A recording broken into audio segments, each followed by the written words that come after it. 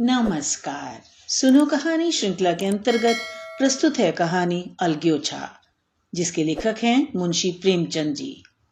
भोला महतो ने पहली स्त्री के मर जाने के बाद दूसरी सगाई की तो उसके लड़के रघु के लिए बुरे दिन आ गए।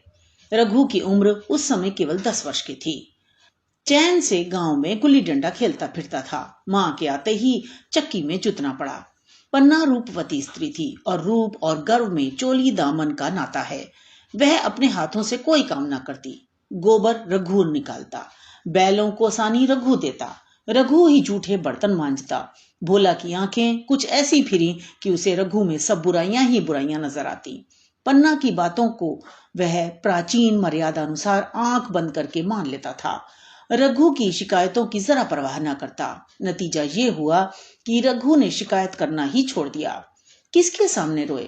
बाप ही नहीं, सारा गांव उसका दुश्मन था। बड़ा जिद्दी लड़का है। पन्ना को तो कुछ समझता ही नहीं। बेचारी उसका दुलार करती है, खिलाती पिलाती है, यह उसी का फल है। दूसरी औरत होती तो निबाह ना होता। वह तो कहो पन्ना सीधी साधी है कि निबाह होता जाता है। सबल की शिकायतें सब सुनते हैं, निर्बल की फरियाद भी कोई नहीं सुनता। रघु का हृदय मां की ओर से दिन दिन फटता जाता था। यहां तक कि 8 साल गुजर गए और एक दिन भोला के नाम भी मृत्यु का संदेश आ पहुंचा। पन्ना के 4 बच्चे थे, 3 बेटे और 1 बेटी। इतना बड़ा खर्च और कमाने वाला कोई नहीं। रघु अब क्यों बात पूछने लगा? यह मानी हुई बात थी। अपनी स्त्री लाएगा और अलग रहेगा। स्त्री आकर और भी आग लगाएगी। पन्ना को चारों ओर अंधेरा ही दिखाई देता था। पर कुछ भी हो, वह रघु की आश्रयत बनकर घर में रहेगी। जिस घर में उसने राज किया उसमें अब लौंडी ना बनेगी। जिस लौंडे को अपना गुलाम समझा उसका मुंह ना ताकेगी। वह सुंदर थी, अवस्था भी कुछ ऐसी ज्यादा न थी। जवानी अपनी पूरी बहार पर थी। क्या वह कोई दूसरा घर नहीं कर सकती? यही ना होगा, लोग हंसेंगे। बला से उसकी बिरादरी में क्या ऐसा होता नहीं? ब्राह्मण ठाकुर थोड़ी ही थी कि नाक कट जाएगी। यह तो उन्हीं ऊंची जातों में होता है कि घर में चाहे जो कुछ करो, बाहर पर्दा ढका रहे। वह तो संसार को दिखाकर दूसरा घर कर सकती है। फिर वह रघु की दबैल बनकर क्यों रहे? भोला को मरे 1 महीना गुजर चुका था। संध्या हो गई थी। पन्ना इसी चिंता में पड़ी हुई थी कि सहसा उसे ख्याल आया, लड़के घर में नहीं हैं। यह बैलों के लौटने की बेला है। कहीं कोई लड़का उनके नीचे ना आ जाए। अब द्वार पर कौन है जो उनकी देखभाल करेगा? रघु को मेरे लड़के फूटी आंखों नहीं सुहाते। कभी हंसकर नहीं बोलता। घर से बाहर निकली तो देखा रघु सामने झोंपड़े में बैठा ऊख की गंडेरियां बना रहा है। लड़के उसे घेरे खड़े हैं और छोटी लड़की उसकी गर्दन में हाथ डाले उसकी पीठ पर सवार होने की चेष्टा कर रही है। पन्ना को अपनी आंखों पर विश्वास न आया। आज तो यह नई बात है। शायद दुनिया को दिखाता है कि मैं अपने भाइयों को कितना चाहता हूं और मन में छुरी रखी हुई है। घात मिले तो जान ही ले ले। काला सांप है, काला सांप, कठोर स्वर में बोली। तुम सबके सब वहां क्या करते हो? घर में आओ, सांझ की बेला है, गोरू आते होंगे। रघु ने विनीत नेत्रों से देखकर कहा, मैं तो हूं ही काकी, डर किस बात का है? बड़ा लड़का केदार बोला, काकी, रघु दादा ने हमारे लिए 2 गाड़ियां बना दी हैं। ये देख, एक पर हम और खुन्नू बैठेंगे, दूसरे पर लक्ष्मण और छुनिया। दादा दोनों गाड़ियां खींचेंगे। यह कहकर वह एक कोने से 2 छोटी छोटी गाड़ियां निकाल लाया। 4 पहिए लगे थे। बैठने के लिए तख्ते और रोक के लिए दोनों तरफ बाजू थे। पन्ना ने आश्चर्य से पूछा, ये गाड़ियां किसने बनाई? केदार ने चिढ़कर कहा, रघु दादा ने बनाई हैं, और किसने? भगत के घर से बसूला और रुखानी मांग लाए और चटपट बना दी। खूब दौड़ती है काकी। बैठ खुन्नू, मैं खींचूं। खुन्नू गाड़ी में बैठ गया। केदार खींचने लगा। चर चर शोर हुआ, मानो गाड़ी भी इस खेल में लड़कों के साथ शरीक है। लक्ष्मण ने दूसरी गाड़ी में बैठकर कहा, दादा खींचो। रघु ने जुनिया को भी गाड़ी में बैठा दिया और गाड़ी खींचता हुआ दौड़ा। तीनों लड़के तालियां बजाने लगे। पन्ना चकित नेत्रों से यह दृश्य देख रही थी और सोच रही थी कि क्या यह वही रघु है या कोई और। थोड़ी देर के बाद दोनों गाड़ियां लौटी। लड़के घर में जाकर इस यान यात्रा के अनुभव बयान करने लगे। कितने खुश थे सब। मानो हवाई जहाज पर बैठ आए हों। कुन्नू ने कहा, काकी सब पेड़ दौड़ रहे थे। लक्ष्मण, और बच्चियां कैसे भागी? सबकी सब दौड़ी। केदार, काकी रघु दादा दोनों गाड़ियां एक साथ खींच ले जाते हैं। जुनिया सबसे छोटी थी। उसकी व्यंजना शक्ति उछल कूद और नेत्रों तक परिमित थी। तालियां बजा बजा कर नाच रही थी। कुन्नू, अब हमारे घर गाय भी आ जाएगी काकी। रघु दादा ने गिरधारी से कहा है कि हमें गाय ला दो। गिरधारी बोला, कल लाऊंगा। केदार, 3 सेर दूध देती है काकी, खूब दूध पिएंगे। इतने में रघु भी अंदर आ गया। पन्ना ने अवहेलना की दृष्टि से देखकर पूछा, क्यों रघु, तुमने गिरधारी से कोई गाय मांगी है? रघु ने क्षमा प्रार्थना के भाव से कहा, हाँ मांगी तो है, कल लाएगा। पन्ना, रुपए किसके घर से आएंगे ये भी सोचा है? रघु, सब सोच लिया है काकी, मेरी यह मोहर नहीं है। इसके 25 रुपए मिल रहे हैं, 5 रुपए बछिया के मुजा के दे दूंगा, बस गाय अपनी हो जाएगी। पन्ना सन्नाटे में आ गई। अब उसका अविश्वासी मन भी रघु के प्रेम और सज्जनता को अस्वीकार न कर सका। बोली, मोहर क्यों बेच देते हो? गाय की अभी कौन जल्दी है, हाथ में पैसे हो जाएं तो ले लेना। सूना सूना गला अच्छा न लगेगा। इतने दिनों गाय नहीं रही तो क्या लड़के नहीं जिए? रघु दार्शनिक भाव से बोला, बच्चों के खाने पीने के यही दिन हैं काकी, इस उम्र में ना खाया तो फिर क्या खाएंगे? मुहर पहनना मुझे अच्छा भी नहीं मालूम होता। लोग समझते होंगे कि बाप तो गया, इसे मुहर पहनने की सूझी है। भोला महतो गाय की चिंता में ही चल बसे। न रुपए आए और न गाय मिली। मजबूर थे। रघु ने यह समस्या कितनी सुगमता से हल कर दी। आज जीवन में पहली बार पन्ना को रघु पर विश्वास आया। बोली, जब गहना ही बेचना है तो अपनी मुहर क्यों बेचोगे? मेरी हंसुली ले लेना। रघु, नहीं काकी, वह तुम्हारे गले में बहुत अच्छी लगती है। मर्दों का क्या, मुहर पहने या ना पहने। पन्ना, चल मैं बूढ़ी हुई, अब हंसुली पहनकर क्या करना है? तू अभी लड़का है, तेरा गला अच्छा ना लगेगा। रघु मुस्कुरा कर बोला, तुम अभी से कैसे बूढ़ी हो गई? गांव में है कौन तुम्हारे बराबर? रघु की सरल आलोचना ने पन्ना को लज्जित कर दिया। उसके रूखे मुरझाए मुख पर प्रसन्नता की लाली दौड़ गई। 5 साल गुजर गए। रघु का सा मेहनती, ईमानदार, बात का धनी दूसरा किसान गांव में न था। पन्ना की इच्छा के बिना कोई काम न करता। उसकी उम्र अब 23 साल की हो गई थी। पन्ना बार बार कहती, भैया बहू को विदा करा लाओ, कब तक नह में पड़ी रहेगी? सब लोग मुझी को बदनाम करते हैं कि यही बहू को नहीं आने देती, मगर रघु टाल देता था। कहता कि अभी जल्दी क्या है। उसे अपनी स्त्री के रंग ढंग का कुछ परिचय दूसरों से मिल चुका था। ऐसी औरत को घर में लाकर वह अपनी शांति में बाधा नहीं डालना चाहता था। आखिर एक दिन पन्ना ने जिद करके कहा, तो तुम न लाओगे? कह दिया कि अभी कोई जल्दी नहीं। तुम्हारे लिए जल्दी न होगी, मेरे लिए तो जल्दी है। मैं आज आदमी भेजती हूं। पछताओगी काकी, उसका मिजाज अच्छा नहीं है। तुम्हारी बला से, जब मैं उससे बोलूंगी ही नहीं तो क्या हवा से लड़ेगी? रोटियां तो बना लेगी, मुझसे भीतर बाहर का सारा काम नहीं होता। मैं आज बुलाए लेती हूँ। बुलाना चाहती हो बुला लो, मगर फिर ये ना कहना कि यह मेहरिया को ठीक नहीं करता, उसका गुलाम हो गया। न कहूंगी, जाकर 2 साड़ियां और मिठाई ले आ। तीसरे दिन मुलिया मैके से आ गई। दरवाजे पर नगाड़े बजे। शहनाइयों की मधुर ध्वनि आकाश में गूंजने लगी। मुंह दिखावे की रस्म अदा हुई। वह इस मरुभूमि में निर्मल जलधारा थी। गेहुआ रंग था। बड़ी बड़ी नोकीली पलकें, कपोलों पर हल्की सुर्खी, आंखों में प्रबल आकर्षण। रघु उसे देखते ही मंत्रमुग्ध हो गया। प्रातः काल पानी का घड़ा लेकर चलती तो उसका गेहुआ रंग प्रभात की सुनहरी किरणों से कुंदन हो जाता। मानो उषा अपनी सारी सुगंध, सारा विकास और उन्माद लिए मुस्कुराती चली जाती हो। मुलिया मैके से ही जली भुनी आई थी। मेरा शौहर छाती फाड़कर काम करे और पन्ना रानी बनी बैठी रहे, उसके लड़के रईस ज्यादे बने घूमे फिरे। मुलिया से यह बर्दाश्त न होगा। वह किसी की गुलामी न करेगी। अपने लड़के तो अपने होते ही नहीं, भाई किसके होते हैं? जब तक पर नहीं निकले हैं रघु को घेरे हुए हैं। ज्यों ही जरा सयाने हुए पर झाड़ कर निकल जाएंगे, बात भी ना पूछेंगे। एक दिन उसने रघु से कहा, तुम्हें इस तरह गुलामी करनी हो तो करो, मुझसे ना होगी। रघु, तो फिर क्या करूं, तू ही बता। लड़के तो अभी घर का काम करने लायक भी नहीं हैं। मुलिया, लड़के रावत के हैं, कुछ तुम्हारे नहीं हैं। यही पन्ना है जो तुम्हें दाने दाने को तरसाती थी। सब सुन चुकी हूं। मैं लौंडी बनकर न रहूंगी। रुपए पैसे का मुझे हिसाब नहीं मिलता। न जाने तुम क्या लाते हो और वह क्या करती है। तुम समझते हो रुपए घर ही में तो हैं, मगर देख लेना तुम्हें जो एक फूटी कौड़ी भी मिले। रघु, रुपए पैसे तेरे हाथ में देने लगूं तो दुनिया क्या कहेगी, ये तो सोच। मुलिया, दुनिया जो चाहे कहे, दुनिया के हाथों बिकी नहीं हूं। देख लेना भाड़ लीप कर हाथ काला ही रहेगा। फिर तुम अपने भाइयों के लिए मरो, मैं क्यों मरूं। रघु ने कुछ जवाब न दिया। उसे जिस बात का भय था वह इतनी जल्दी सिर पर आ पड़ी। अब अगर उसने बहुत तत्वथंबो किया तो 6 महीने और काम चलेगा। बस आगे यह डोंगा चलता नजर नहीं आता। बकरे की माँ कब तक खैर मनाएगी।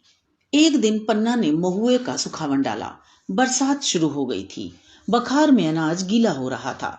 मुलिया से बोली, बहू जरा देखती रहना, मैं तालाब से नहा आऊं।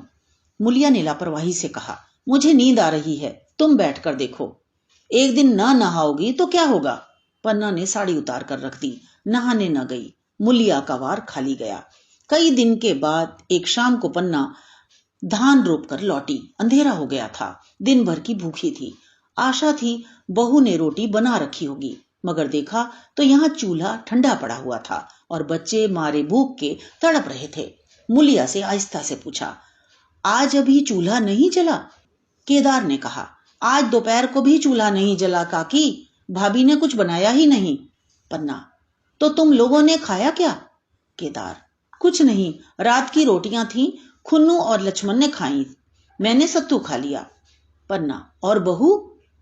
केदार, वह पड़ी सो रही है, कुछ नहीं खाया। पन्ना ने उसी वक्त चूल्हा जलाया और खाना बनाने बैठ गई। आटा गूंथती थी और रोती थी। क्या नसीब है।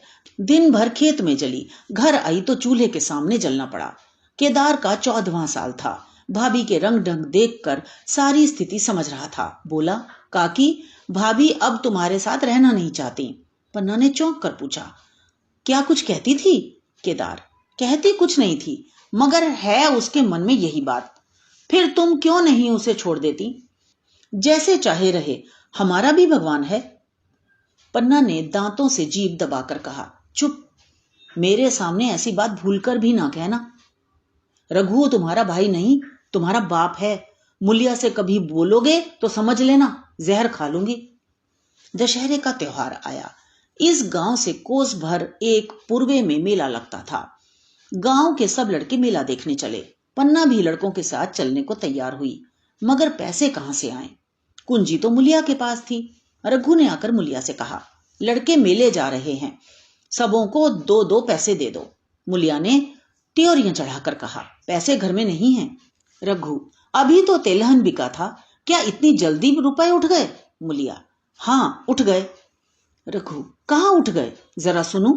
आज त्योहार के दिन लड़के मेला देखने न जाएंगे। मुलिया, अपनी काकी से कहो पैसे निकालें, गाड़ कर क्या करेंगी। खूंटी पर कुंजी लटक रही थी। रघु ने कुंजी उतारी और चाहा कि संदूक खोले कि मुलिया ने उसका हाथ पकड़ लिया और बोली, कुंजी मुझे दे दो, नहीं तो ठीक ना होगा। खाने पहनने को भी चाहिए, कागज किताब को भी चाहिए, उस पर मेला देखने को भी चाहिए। हमारी कमाई इसलिए नहीं है कि दूसरे खाएं और मूंछों पर ताव दें। पन्ना ने रघु से कहा, भैया पैसे क्या होंगे, लड़के मेला देखने न जाएंगे। रघु ने झिड़क कर कहा, मेला देखने क्यों ना जाएंगे, सारा गांव जा रहा है, हमारे ही लड़के ना जाएंगे। यह कहकर रघु ने अपना हाथ छुड़ा लिया और पैसे निकालकर लड़कों को दे दिए। मगर कुंजी जब मुलिया को देने लगा तब उसने उसे आंगन में फेंक दिया और मुंह लपेट कर लेट गई। लड़के मेला देखने न गए। इसके बाद 2 दिन गुजर गए। मुलिया ने कुछ नहीं खाया और पन्ना भी भूखी रही। रघु कभी इसे मनाता कभी उसे, पर न यह उठती न वह। आखिर रघु ने हैरान होकर मुलिया से पूछा, कुछ मुंह से तो कह, चाहती क्या है। मुलिया ने धरती को संबोधित करके कहा, मैं कुछ नहीं चाहती, मुझे मेरे घर पहुंचा दो। रघु, अच्छा उठ, बना खा, पहुंचा दूंगा। मुलिया ने रघु की ओर आंखें उठाई। रघु उसकी सूरत देखकर डर गया। वह माधुर्य, वह मोहकता, वह लावण्य सब गायब हो गया था। दांत निकल आए थे, आंखें फट गई थीं और नथुने फड़क रहे थे। अंगारे की सी लाल आंखों से देखकर बोली, अच्छा तो काकी ने यह सलाह दी है, यह मंत्र पढ़ाया है, तो यहां ऐसी कच्ची नहीं हूं। तुम दोनों की छाती पर मूंग तलूंगी। हो किस फेर में? रखू, अच्छा तो मूंग ही दल लेना, कुछ खा पी लेगी तभी तो मूंग दल सकेगी। बुलिया, अब तो तभी मुंह में पानी डालूंगी जब घर अलग हो जाएगा। बहुत झेल चुकी, अब नहीं झेला जाता। रघु सन्नाटे में आ गया, तक उसके मुंह से आवाज ही ना निकली। अलग होने की उसने स्वप्न में भी कल्पना न की थी। उसने गांव में 2-4 परिवारों को अलग होते देखा था। वह खूब जानता था, रोटी के साथ लोगों के हृदय भी अलग हो जाते हैं, अपने हमेशा के लिए गैर हो जाते हैं। फिर उनमें वही नाता रह जाता है जो गांव के और आदमियों में। रघु ने मन में ठान लिया था कि इस विपत्ति को घर में न आने दूंगा, मगर होनहार के सामने उसकी एक ना चली। आह, मेरे मुंह में कालिख लगेगी। दुनिया यही कहेगी कि बाप के मर जाने पर 10 साल भी एक में निबाह न हो सका। फिर किससे अलग हो जाऊं? जिनको गोद में खिलाया, जिनको बच्चों की तरह पाला, जिनके लिए तरह तरह के कष्ट झेले, उन्हीं से अलग हो जाऊं? अपने प्यारों को घर से निकाल बाहर करूं? उसका गला फंस गया। कांपते हुए स्वर में बोला, तू क्या चाहती है कि मैं अपने भाइयों से अलग हो जाऊं? भला सोच तो, कहीं मुंह दिखाने लायक रहूंगा? मुलिया, तो मेरा इन लोगों के साथ निबाह न होगा। रघु, तो तू अलग हो जा, मुझे अपने साथ क्यों घसीटती है? मुलिया, तो मुझे क्या तुम्हारे घर में मिठाई मिलती है? मेरे लिए क्या संसार में जगह नहीं है? रघु, तेरी जैसी मर्जी, जहां चाहे रह, मैं अपने घर वालों से अलग नहीं हो सकता। जिस दिन इस घर में 2 चूल्हे जलेंगे, उस दिन मेरे कलेजे के 2 टुकड़े हो जाएंगे। मैं यह चोट नहीं सह सकता। चाहे जो तकलीफ हो वह मैं दूर कर सकता हूँ। माल असबाब की मालकिन तू है ही, अनाज पानी तेरे ही हाथ है। अब रह क्या गया है? अगर कुछ काम धंधा करना नहीं चाहती मत कर। भगवान ने मुझे समाई दी होती तो मैं तुझे तिनका तक उठाने न देता। तेरे यह सुकुमार हाथ पांव मेहनत मजदूरी करने के लिए बनाए ही नहीं गए हैं, मगर क्या करूं, अपना कुछ बस ही नहीं है। फिर भी तेरा जी कोई काम करने को न चाहे मत कर, मगर मुझसे अलग होने को ना कहे। मैं तेरे पैरों पड़ता हूं। मुलिया ने सिर से आंचल खिसकाया और जरा समीप आकर बोली, मैं काम से नहीं डरती, न बैठे बैठे खाना चाहती हूँ, मगर मुझसे किसी की धौंस नहीं सही जाती। तुम्हारी ही काकी घर का काम काज करती हैं तो अपने लिए करती हैं, अपने बाल बच्चों के लिए करती हैं, मुझ पर कुछ एहसान नहीं करती। फिर मुझ पर धौंस क्यों जमाती हैं? उन्हें अपने बच्चे प्यारे होंगे, मुझे तो तुम्हारा आसरा है। मैं अपनी आंखों से यह नहीं देख सकती कि सारा घर तो चैन करे, जरा जरा से बच्चे तो दूध पिएं, और जिसके बलबूते पर गृहस्थी बनी हुई है वह मट्ठे को तरसे, कोई उसका पूछने वाला ना हो। जरा अपना मुंह तो देखो, कैसी सूरत निकल आई है। औरों के तो 4 बरस में अपने पट्टे तैयार हो जाएंगे, तुम तो 10 साल में खाट पर पड़ जाओगे। बैठ जाओ, खड़े क्यों हो? क्या मार कर भागोगे? मैं तुम्हें जबरदस्ती ना बांध लूंगी, या मालकिन का हुक्म नहीं है। सच कहूं, तुम बड़े कट कलेजी हो। मैं जानती ऐसे निर्मोही से पाला पड़ेगा तो इस घर में भूल से ना आती, आती भी तो मन ना लगाती, मगर अब तो मन तुमसे लग गया। घर भी जाऊं तो मन यहां ही रहेगा, और तुम जो हो मेरी बात नहीं पूछते। मुलिया की यह रसीली बातें रघु पर कोई असर न डाल सकी। वह उसी रुखाई से बोला, मुलिया, मुझसे यह न होगा। अलग होने का ध्यान करते ही मेरा मन न जाने कैसा हो जाता है। यह चोट मुझसे न सही जाएगी। मुलिया ने परिहास करके कहा, तो चूड़ियां पहनकर अंदर बैठो ना, लाओ मैं मूछें लगा लूं। मैं तो समझती थी कि तुम में भी कुछ कस बल है, अब देखती हूं तो निरे मिट्टी के लौंदे हो। पन्ना दालान में खड़ी दोनों की बातचीत सुन रही थी। अब उसे ना रहा गया, सामने आकर रघु से बोली, जब वह अलग होने पर तुली हुई है, फिर तुम क्यों उसे जबरदस्ती मिलाए रखना चाहते हो? तुम उसे लेकर रहो, हमारे भगवान मालिक हैं। जब महतो मर गए थे और कहीं पत्ती की भी छाह ना थी, जब उस वक्त भगवान ने निभा दिया, तो अब का क्या डर? अब तो भगवान की दया से तीनों लड़के सयाने हो गए हैं, अब कोई चिंता नहीं। रघु ने आंसू भरी आंखों से पन्ना को देखकर कहा, काकी, तू भी पागल हो गई है क्या? जानती नहीं, 2 रोटियां होते ही 2 मन हो जाते हैं। पन्ना, जब वह मानती ही नहीं तब तुम क्या करोगे? भगवान की मर्जी होगी। तो कोई क्या करेगा। परालब्ध में जितने दिन एक साथ रहना लिखा था उतने दिन रहे। अब उसकी यही मर्जी है तो यही सही। तुमने मेरे बाल बच्चों के लिए जो किया वह भूल नहीं सकती। तुमने इनके सिर हाथ न रखा होता तो आज इनकी न जाने क्या गति होती, न जाने किसके द्वार पर ठोकरें खाते होते, न जाने कहां कहां भीख मांगते फिरते। तुम्हारा जस मरते दम तक गाऊंगी। अगर मेरी खाल तुम्हारे जूते बनाने के काम आए तो खुशी से दे दूं, चाहे तुमसे अलग हो जाऊं, पर जिस घड़ी पुकारोगे कुत्ते की तरह दौड़ी आऊंगी। यह भूल कर भी ना सोचना कि तुमसे अलग होकर मैं तुम्हारा बुरा चेतूंगी। जिस दिन तुम्हारा अनभल मेरे मन में आएगा उसी दिन विष खाकर मर जाऊंगी। भगवान करे तुम दूधो नहाओ पूतो फलो। मरते दम तक यही असीस मेरे रोए रोए से निकलती रहेगी। और अगर लड़के भी अपने बाप के हैं तो मरते दम तक तुम्हारा पोस मानेंगे। यह कहकर पन्ना रोती हुई वहां से चली गई। रघु वहीं मूर्ति की तरह बैठा रहा। आसमान की ओर टकटकी लगी थी और आंखों से आंसू बह रहे थे। पन्ना की बातें सुनकर मुलिया समझ गई कि अपने पौ बारह हैं। चटपट उठी, घर में झाड़ू लगाई, चूल्हा जलाया और कुएं से पानी लाने चली। उसकी टेक पूरी हो गई थी। गांव में स्त्रियों के दो दल होते हैं, एक बहुओं का, दूसरा सासों का। बहुएं सलाह और सहानुभूति के लिए अपने दल में जाती हैं और सासें अपने में। दोनों की पंचायतें अलग होती हैं।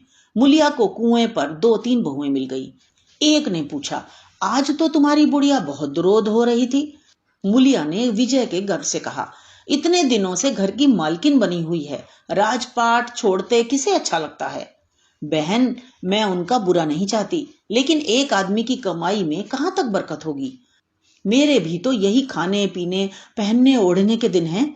अभी उनके पीछे मरो, फिर बाल बच्चे हो जाएं, उनके पीछे मरो, सारी जिंदगी रोते ही कट जाए। एक बहू, बुढ़िया यही चाहती है कि यह सब जन्म भर लौंडी बनी रहें, मोटा झोटा खाएं और पड़ी रहें। दूसरी बहू, किस भरोसे पर कोई मरे। अपने लड़के तो बात नहीं पूछें, पराए लड़कों का क्या भरोसा। कल इनके हाथ पैर हो जाएंगे, फिर कौन पूछता है। अपनी अपनी मेहरियों का मुंह देखेंगे। पहले ही से फटकार देना अच्छा है, फिर तो कोई कलंक ना होगा। मुलिया पानी लेकर आई, खाना बनाया और रघु से बोली, जाओ नहाओ, रोटी तैयार है।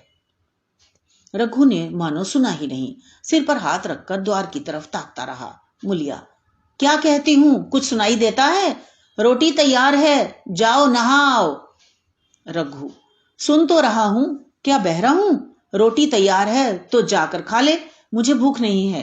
मुलिया ने फिर नहीं कहा, जाकर चूल्हा बुझा दिया, रोटियां उठाकर छींके पर रख दी और मुंह ढांक कर लेट रही। जरा देर में पन्ना आकर बोली, खाना तैयार है, नहा धोकर खा लो, बहू भी भूखी होगी। रघु ने झुंझला कर कहा, काकी, तू घर में रहने देगी कि मुंह में कालिक लगाकर कहीं निकल जाऊं। खाना तो खाना ही है, आज ना खाऊंगा कल खाऊंगा, लेकिन अभी मुझसे ना खाया जाएगा। केदार क्या अभी मदरसे से नहीं आया। पन्ना, अभी तो नहीं आया, आता ही होगा। पन्ना समझ गई कि जब तक वह खाना बनाकर लड़कों को ना खिलाएगी और खुद ना खाएगी, रघु ना खाएगा।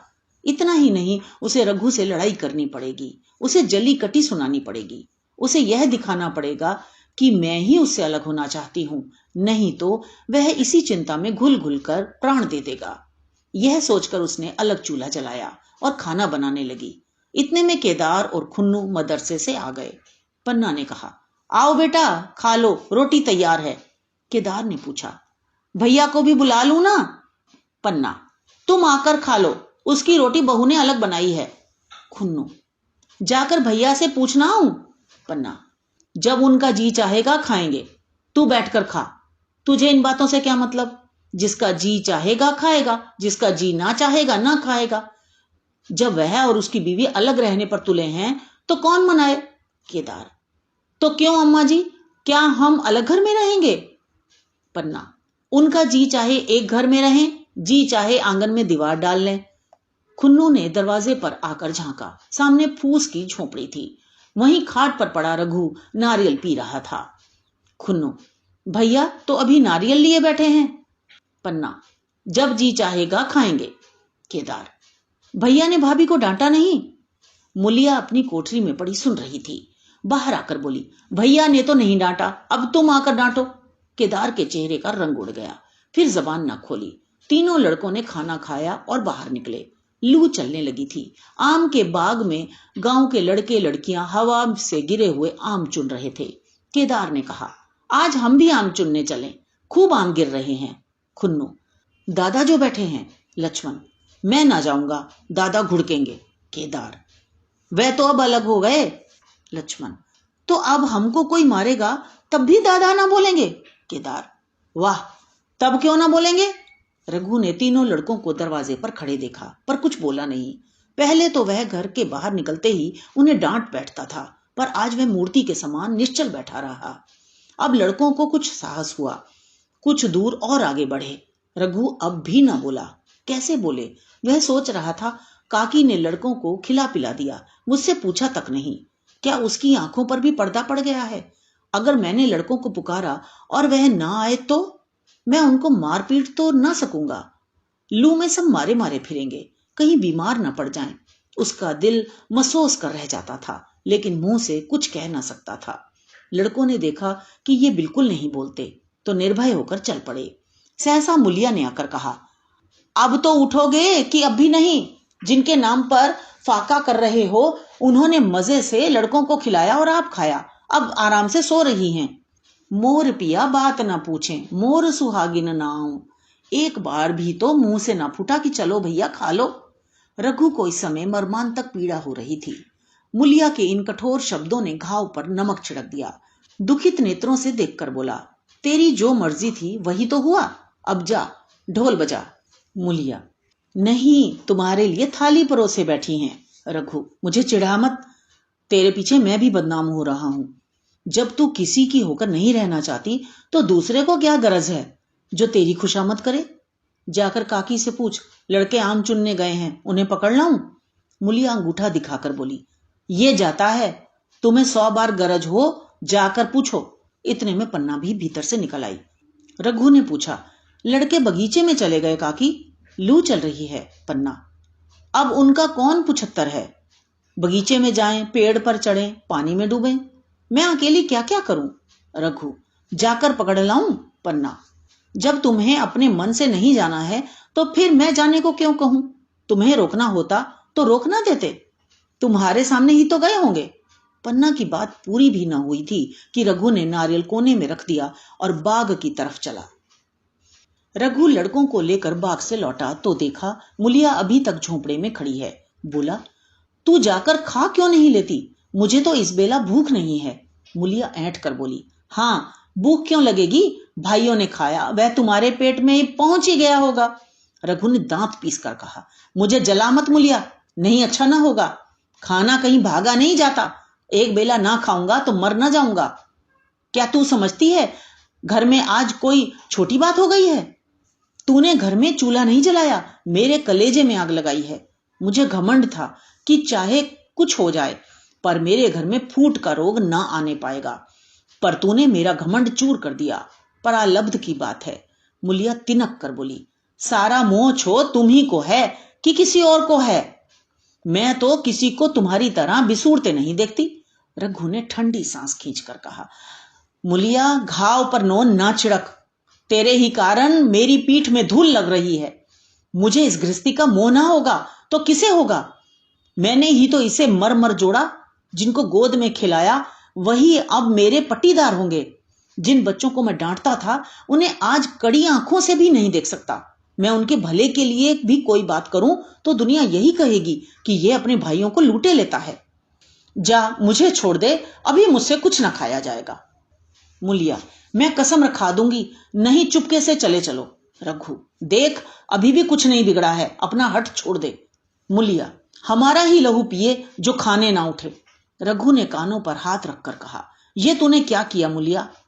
मैं तो उठ ही रहा था, चल खा लूं, नहाने धोने कौन जाए। लेकिन इतना कहे देता हूं कि चाहे 4 की जगह 6 रोटियां खा जाऊं, चाहे तू मुझे घी के मटके ही में डुबो दे, पर यह दाग मेरे दिल से न मिटेगा। मुलिया, दाग साग सब मिट जाएगा, पहले सबको ऐसे ही लगता है। देखते नहीं हो उधर कैसी चैन की वंशी बज रही है? वह तो मना ही रही थी कि किस तरह ये सब अलग हो जाएं। अब वह पहले किसी चांदी तो नहीं है कि जो कुछ घर में आवे सब गायब, अब क्यों हमारे साथ रहने लगी? रघु ने आहत स्वर में कहा, इसी बात का तो मुझे गम है, काकी से मुझे ऐसी आशा न थी। रघु खाने बैठा तो कौर विष के घूंट सा लगता था। जान पड़ता था रोटियां भूसी की हैं, दाल पानी सी लगती, पानी कंठ के नीचे न उतरता था, दूध की तरफ देखा तक नहीं। 2-4 ग्रास खाकर उठ गया, जैसे किसी प्रियजन के श्राद्ध का भोजन हो। रात का भोजन भी उसने इसी तरह किया। भोजन क्या किया, कसम पूरी की। रात भर उसका चित्त उद्विग्न रहा। एक अज्ञात शंका उसके मन पर छाई हुई थी, जैसे भोला महतो द्वार पर बैठा रो रहा हो। वह कई बार चौंक कर उठा। ऐसा जान पड़ा भोला उसकी ओर तिरस्कार की आंखों से देख रहा है। वह दोनों जून भोजन करता था, पर जैसे शत्रु के घर। भोला की शोक मग्न मूर्ति आंखों से न उतरती थी। रात को उसे नींद न आती। वह गांव में निकलता तो इस तरह मुंह चुराए, सिर झुकाए, मानो गो हत्या की हो। 5 साल गुजर गए। रघु अब 2 लड़कों का बाप था। आंगन में दीवार खींच गई थी, खेतों में मेड़ें डाल दी गई थी और बैल बछिए बांट लिए गए थे। केदार की उम्र अब 19 की हो गई थी। उसने पढ़ना छोड़ दिया था और खेती का काम करता था। खुन्नू गाय चराता था। केवल लक्ष्मण अब तक मदरसे जाता था। पन्ना और मुलिया दोनों एक दूसरे की सूरत से जलती थीं। मुलिया के दोनों लड़के बहुधा पन्ना ही के पास रहते। वही उन्हें उपटन मलती, वही काजल लगाती, वही गोद में लिए फिरती, मगर मुलिया के मुंह से अनुग्रह का एक शब्द भी न निकलता। न पन्ना ही उसकी इच्छुक थी। वह जो कुछ करती निर्व्याज भाव से करती।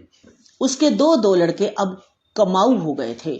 लड़की खाना पका लेती थी, वह खुद ऊपर का कामकाज कर लेती। इसके विरुद्ध रघु अपने घर का अकेला था। वह भी दुर्बल, अशक्त और जवानी में बूढ़ा।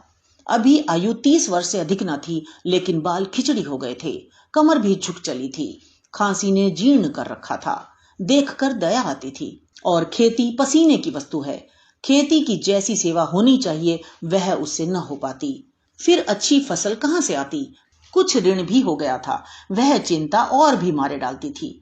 चाहिए तो यह था कि अब उसे कुछ आराम मिलता। इतने दिनों के निरंतर परिश्रम के बाद सिर का बोझ कुछ हल्का होता, लेकिन मुलिया की स्वार्थपरता और अदूरदर्शिता ने लहराती हुई खेती उजाड़ दी। अगर सब एक साथ रहते तो वह अब तक पेंशन पा जाता। मजे में द्वार पर बैठा हुआ नारियल पीता। भाई काम करते, वह सलाह देता। महतो बना फिरता। कहीं किसी के झगड़े चुकाता, कहीं साधु संतों की सेवा करता। वह अवसर हाथ से निकल गया।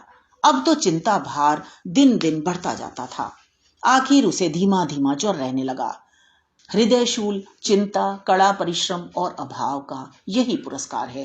पहले कुछ परवाह न की, समझा आप ही आप अच्छा हो जाएगा, मगर कमजोरी बढ़ने लगी तो दवा की फिक्र हुई। जिसने जो बता दिया खा लिया। डॉक्टरों और वैद्यों के पास जाने की सामर्थ्य कहाँ, और सामर्थ्य भी होती तो रुपए खर्च कर देने के सिवा और नतीजा ही क्या था। जीर्ण ज्वर की औषधि आराम और पुष्टिकारक भोजन है। न वह बसंत मालती का सेवन कर सकता था और न आराम से बैठकर बलवर्धक भोजन कर सकता था। कमजोरी बढ़ती ही गई। पन्ना को अवसर मिलता तो वह आकर उसे तसल्ली देती, लेकिन उसके लड़के अब रघु से बात भी न करते थे। दवा दारू तो क्या करते, उसका और मजाक उड़ाते। भैया समझते थे कि हम लोगों से अलग होकर सोने और ईंट रख लेंगे। भाभी भी समझती थी सोने से लद जाऊंगी। अब देखें कौन पूछता है। सिसक सिसक कर ना मरे तो कह देना। बहुत हाय हाय भी अच्छी नहीं होती। आदमी उतना काम करे जितना हो सके, यह नहीं कि रुपए के लिए जान दे दे। पन्ना कहती, रघु बेचारे का कौन दोष है? केदार कहता, चल मैं खूब समझता हूं, भैया की जगह मैं होता तो डंडे से बात करता। मजाक थी कि औरत यूं जिद करती? यह सब भैया की चाल थी, सब सधी बधी बात थी। आखिर एक दिन रघु का टिमटिमाता हुआ जीवन दीपक बुझ गया। मौत ने सारी चिंताओं का अंत कर दिया। अंत समय उसने केदार को बुलाया था, पर केदार को ऊख में पानी देना था। डरा कहीं दवा के लिए न भेज दें, बहाना बना दिया। मुलिया का जीवन अंधकारमय हो गया। जिस भूमि पर उसने मंसूबों की दीवार खड़ी की थी वह नीचे से खिसक गई थी।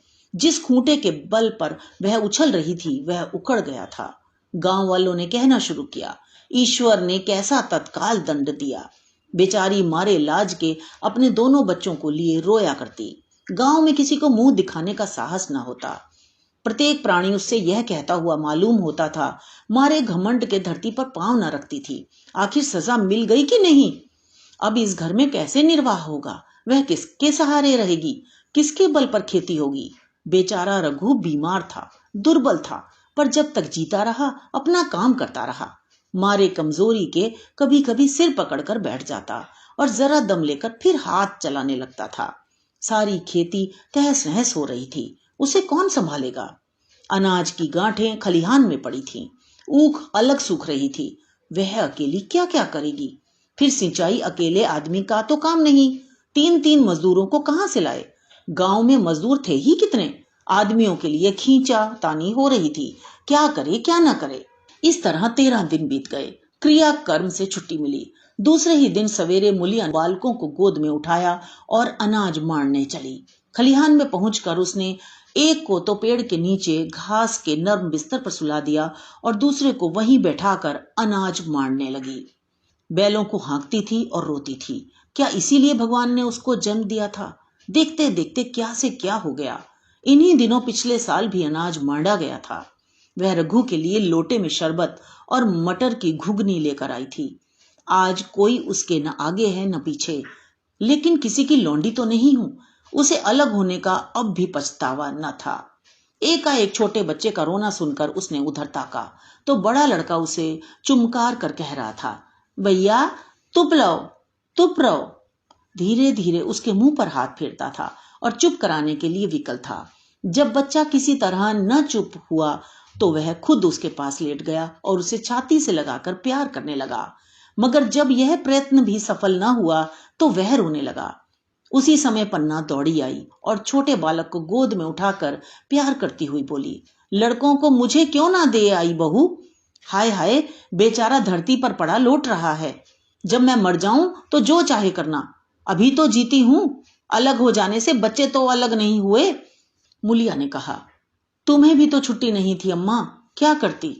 पन्ना, तो तुझे यहां आने की ऐसी क्या जल्दी थी? गांठ मार ना जाती? 3-3 लड़के तो हैं और किस दिन काम आएंगे? केदार तो कल ही मारने को कह रहा था, पर मैंने कहा पहले ऊख में पानी दे लो, फिर आज मारना। मंडाई तो 10 दिन बाद भी हो सकती है। ऊख की सिंचाई ना हुई तो सूख जाएगी। कल से पानी चढ़ा हुआ है, परसों तक खेत पुर जाएगा, तब मढ़ाई हो जाएगी। तुझे विश्वास ना आएगा, जब से भैया मरे हैं केदार को बड़ी चिंता हो गई है। दिन में 100 बार पूछता है, भाभी बहुत रोती तो नहीं है? देख, लड़के भूखे तो नहीं है। कोई लड़का रोता है तो दौड़ा आता है, देख अम्मा क्या हुआ, बच्चा क्यों रोता है? कल रोकर बोला, अम्मा मैं जानता कि भैया इतनी जल्दी चले जाएंगे तो उनकी कुछ सेवा कर लेता। कहां जगाए जगाए उठता था, अब देखती हूं पहर रात से उठकर काम में लग जाता है।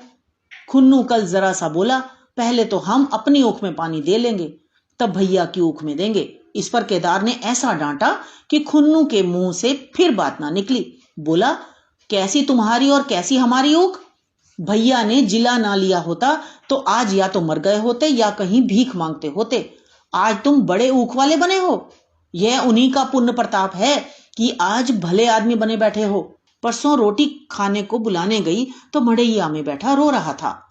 पूछा, क्यों रोता है? तो बोला, अम्मा भैया इसी अलग्योछा के दुख से मर गए। नहीं, अभी उनकी उम्र ही क्या थी, ये उस वक्त न सूझा, नहीं उनसे क्यों बिगाड़ करते। यह कहकर पन्ना ने मुलिया की ओर संकेतपूर्ण दृष्टि से देखकर कहा, तुम्हें वह अलग न रहने देगा बहू। कहता है भैया हमारे लिए मर गए तो हम भी उनके बाल बच्चों के लिए मर जाएंगे। मुलिया की आंखों से आंसू जारी थे। पन्ना की बातों में आज सच्ची वेदना, सच्ची सांत्वना, सच्ची चिंता भरी हुई थी। मुलिया का मन कभी उसकी ओर इतना आकर्षित न हुआ था। जिनसे उसे व्यंग्य और प्रतिकार का भय था, वे इतने दयालु, इतने शुभेच्छु हो गए थे। आज पहली बार उसे अपनी स्वार्थपरता पर लज्जा आई। पहली बार आत्मा ने अलग्योछे पर धिक्कारा। इस घटना को हुए 5 साल गुजर गए। पन्ना आज बूढ़ी हो गई है। केदार घर का मालिक है, मुलिया घर की मालकिन है। खुन्नू और लक्ष्मण के विवाह हो चुके हैं, मगर केदार अभी तक कुंवारा है। कहता है, मैं विवाह न करूंगा। कई जगहों से बातचीत हुई, कई सगाइयां आईं, पर उसने हामी न भरी। पन्ना ने कंपे लगाए, जाल फैलाए, पर वह न फंसा। कहता, औरतों से कौन सुख। मेहरिया घर में आई और आदमी का मिजाज बदला। फिर जो कुछ है वह मेहरिया है। माँ बाप भाई बंधु सब पराए हैं। जब भैया जैसे आदमी का मिजाज बदल गया तो फिर दूसरों की क्या गिनती। 2 लड़के भगवान के दिए हैं, और क्या चाहिए। बिना ब्याह किए 2 बेटे मिल गए, इससे बढ़कर और क्या होगा। जिसे अपना समझो वह अपना है, जिसे गैर समझो वह गैर है। एक दिन पन्ना ने कहा, तेरा वंश कैसे चलेगा। केदार, मेरा वंश तो चल रहा है, दोनों लड़कों को अपना ही समझता हूं। पन्ना, समझने ही पर है, पर तू तो मुलिया को भी अपनी मेहरिया समझता होगा। केदार ने झेपते हुए कहा, तुम तो गाली देती हो अम्मा। पन्ना, गाली कैसी, तेरी भाभी ही तो है। केदार, मेरे जैसे लठ गंवार को वह क्यों पूछने लगी। पन्ना, तू करने को कहे तो मैं उससे पूछूं। केदार, नहीं मेरी अम्मा, कहीं रोने गाने ना लगे। पन्ना, तेरा मन हो तो मैं बातों बातों में उसके मन की था लूं। केदार, मैं नहीं जानता, जो चाहे कर। पन्ना केदार के मन की बात समझ गई। लड़के का दिल मुलिया पर आया हुआ है, पर संकोच और भय के मारे कुछ नहीं कहता। उसी दिन उसने मुलिया से कहा, क्या करूं बहू, मन की लालसा मन में ही रह जाती है। केदार का घर भी बस जाता तो मैं निश्चिंत हो जाती। मुलिया, वह तो करने को ही नहीं कहते। पन्ना, कहता है ऐसी औरत मिले जो घर में मेल से रहे तो कर लूं। मुलिया, ऐसी औरत कहाँ मिलेगी, कहीं ढूंढो। पन्ना, मैंने तो ढूंढ लिया है। मुलिया, सच, किस गांव की है। पन्ना, अभी ना बताऊंगी, मुदा यह जानती हूं कि उससे केदार की सगाई हो जाए तो घर बन जाए और केदार की जिंदगी भी सफल हो जाए। ना जाने लड़की मानेगी कि नहीं। मुलिया, मानेगी क्यों नहीं अम्मा, ऐसा सुंदर कमाऊ सुशील वर और कहाँ मिला जाता है। किसी जन्म का कोई साधु महात्मा है, नहीं तो लड़ाई झगड़े के डर से कौन बिन ब्याह रहता है। कहाँ रहती है, मैं जाकर उसे मना लाऊंगी। पन्ना, तू चाहे तो उसे मना ले, तेरे ही ऊपर है। मुलिया, मैं आज ही चली जाऊंगी अम्मा, उसके पैरों पड़कर मना लाऊंगी। पन्ना, बता दूं, वह तू ही है। मुलिया लजाकर बोली, तुम तो अम्मा जी गाली देती हो। पन्ना, गाली कैसी, देवर ही तो है। मुलिया, मुझ जैसी बुढ़िया को वे क्यों पूछेंगे। पन्ना, वह तुझी पर दांत लगाए बैठा है, तेरे सिवा कोई और उसे भाती ही नहीं। डर के मारे कहता नहीं, पर उसके मन की बात मैं जानती हूं। वैधव्य के शोक से मुरझाया हुआ मुलिया का पीत बदन कमल की भांति अरुण हो उठा। 10 वर्षों में जो कुछ खोया था वह इसी एक क्षण में मानो ब्याज के साथ मिल गया। वही लावण्य, वही विकास, वही आकर्षण, वही लोच। तो ये तो थी कहानी। मुझे आशा है आपने आनंद लिया होगा। तो मिलते हैं अगली कहानी में। धन्यवाद।